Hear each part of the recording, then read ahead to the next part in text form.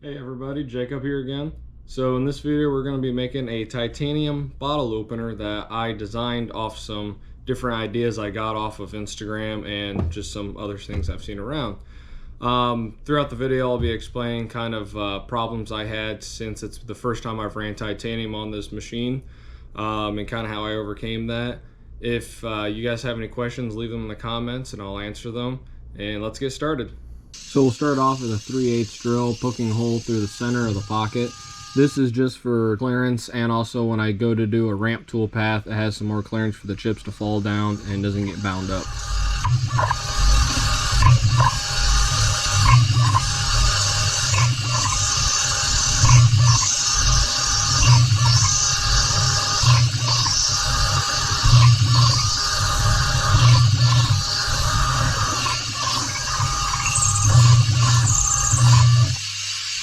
Next, we're going to take a number 15 drill and poke a hole through the edge. Not all the way through, but just through enough where the part. This is just for a key loop, or if you want to take paracord to make your own keychain for it.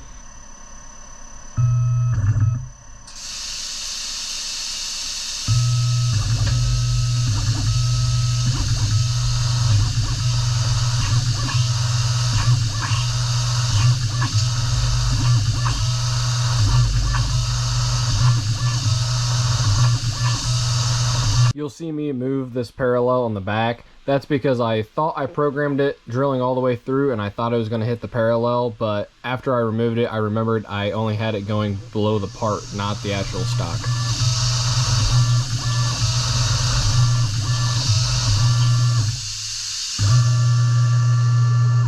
I'm taking a 3/16 reamer and reaming that edge hole. That's really just for finishes. I'm sure I really don't have to, but I thought I'd just try to see how the finish looks, and it looks really well.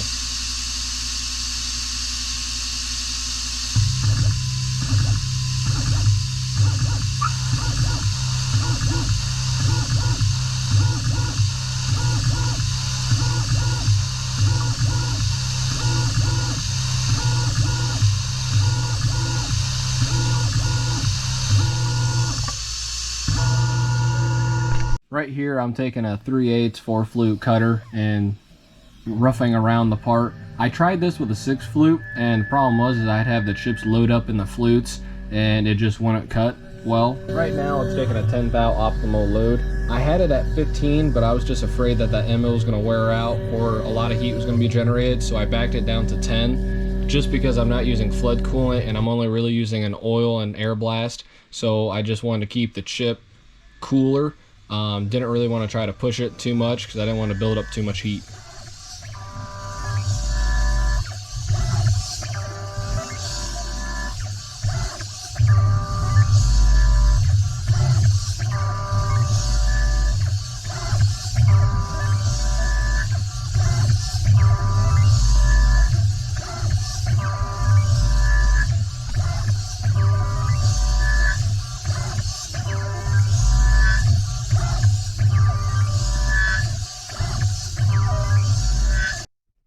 As you guys can hear, there's some chatter on that adapter right there.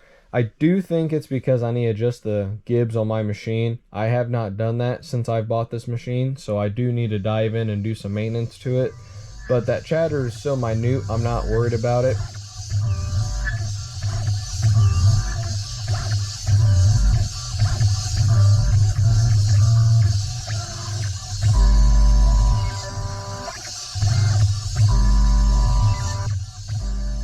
If there was a lot more chatter, I would think that it's probably the tool path. I have the wrong speeds and feeds, or I'm just taking too much radially or axially, so it's just chattering. But I really think it's my machine because it's hit or miss on when the chatter starts.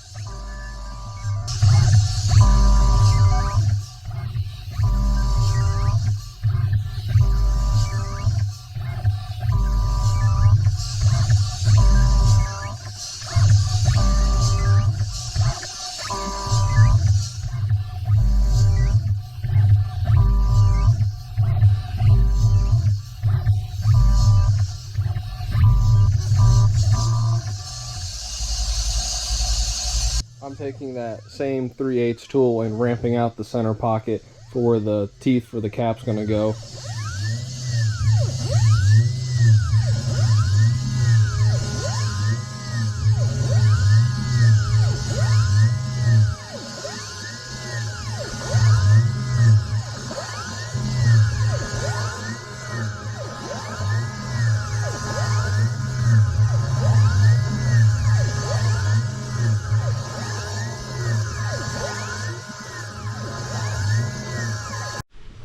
Really big concern of mine when running titanium in my mill was I was afraid that I was going to get the chips too hot and I was going to cause a fire, or it was just going to build up heat and later on cause a fire. So I really didn't push the tools as hard as I could have. I just wanted to do something safe because I do leave for work and the house is empty at the end of the day.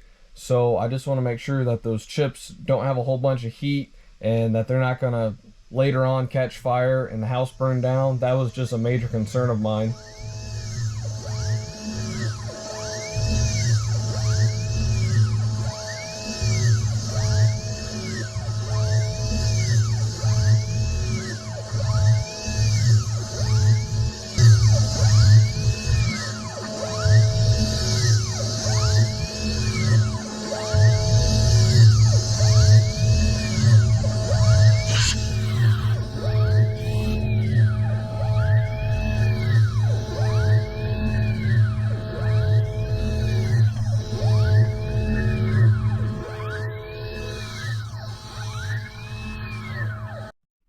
So with me not running coolant, I don't have to worry about water also being in the machine, because I don't know if many of you know this, but when titanium catches on fire, if you add water to it, it makes it worse. Well, with me running this type of oil it's a high heat oil, so there's no water or anything in it. So if it does catch on fire, I don't have to worry about what I'm using to cool everything, just adding to the fire.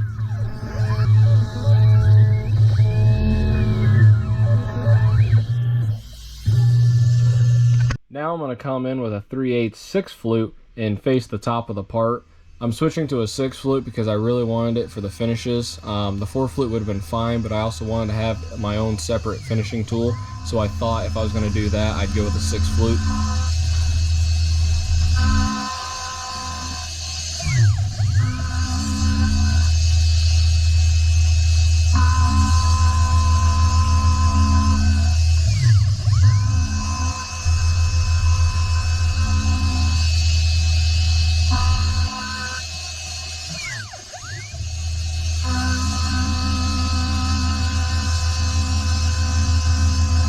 Now I'm going to take the same 3/8 tool and do a 2D contour and finish the ID of that hole. As I'll show you is I turned on finish overlap and did 50 thou. That's just to keep a witness mark from the lead in and lead out, and really just helps blend everything without having a line.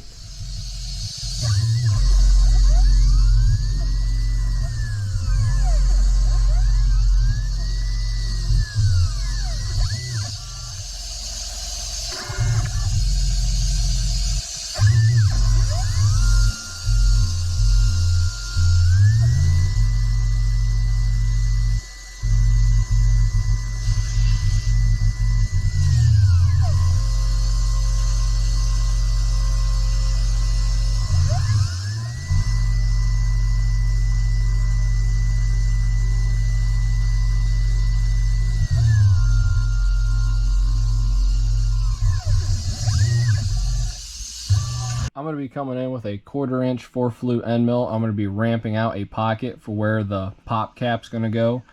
That's just to crack the top of the bottle instead of doing a twist off.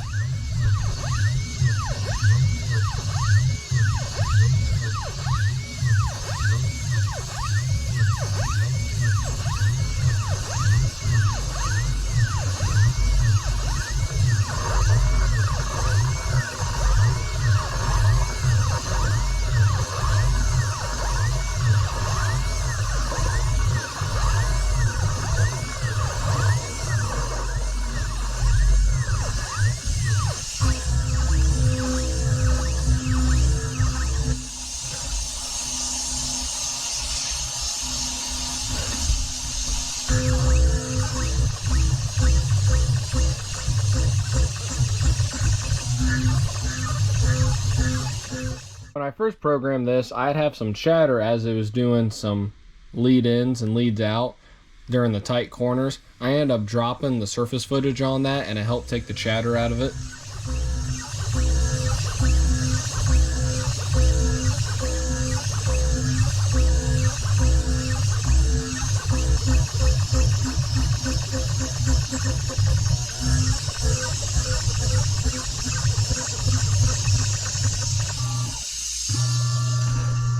Now this is the tool that I broke 3 of trying to figure this out. My first time running small tooling in this mill using an adaptive. So we're going to come in with a 3/32 4 flute end mill, the 2D adaptive. We're only doing a 5/1000 step over, and I was trying to do a little bit more and it just wasn't working. This was kind of a sweet spot to not get it to break. So when I first started off, I had the rest machining set to a 1/4 inch, and problem with that is the tool would come in and the first pass it would just snap right off. So I ended up changing it to 325 thou.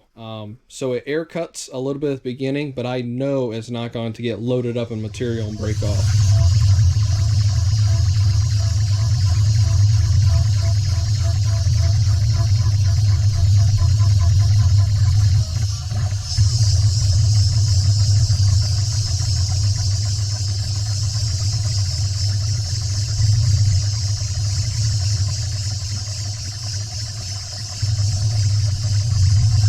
I'm going to be using the same tool to do a 2D contour ramp to finish the idea of that pocket. I really like running ramp passes when it comes to small tooling. It just really seems to run well for me.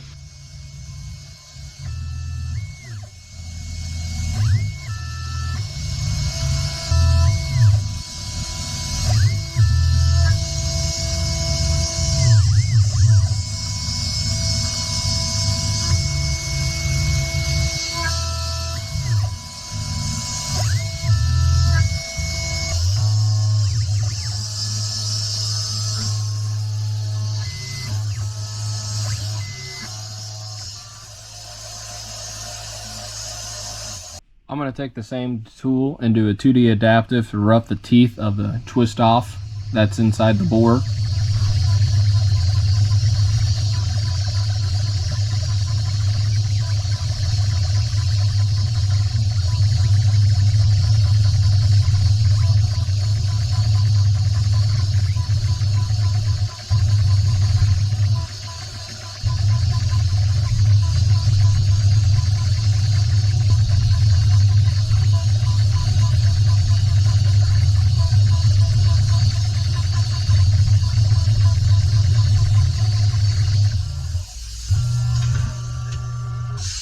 So this is another problem tool that I broke 2 of trying to figure this out. It's a 16th 4 flute end mill, and I'm doing a contour with 5 passes of 5 thou each for the finishing of the teeth.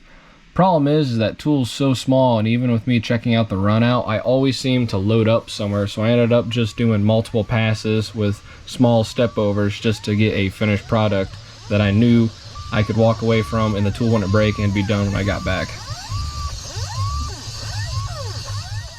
I'm sure if I would keep trying it, I could improve the feed rates and the time of the pass, but it also comes down to the fact that I know what I'm doing is reliable right now. I would like to experiment more with smaller tooling so I know better speeds and feeds to feed faster and actually use the tool for its full potential. But for right now, this is what I'm going to stick with for running this part.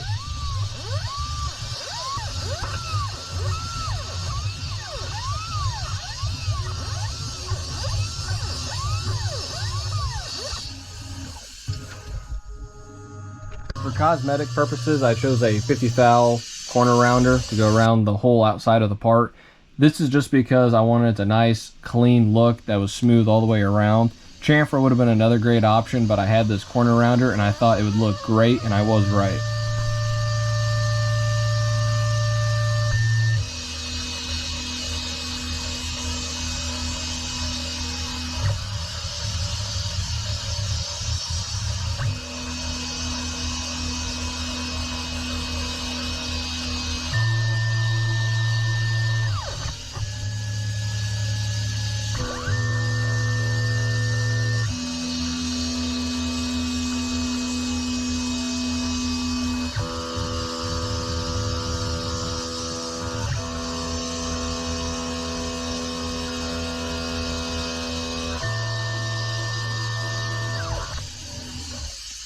We're going to come in with a 3/8 chamfer tool using 40 thou off the tip of it to do just a 5 thou chamfer, really just an edge break around the ID of the pocket and all the teeth.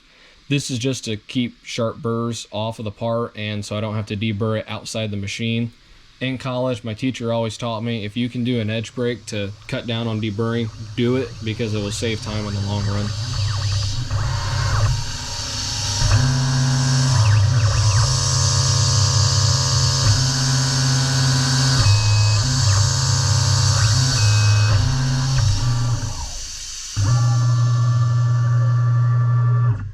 So this is my first time running a key cutter in this Tormach. I've ran them in other machines, but I just never ran them in a Tormach. It handled it great. I kind of babied the tool as much as I could, but you can also push a key cutter pretty hard, which is what I was trying to do, but I was just trying to be conservative on everything I did. Handled it great, and it came out absolutely great.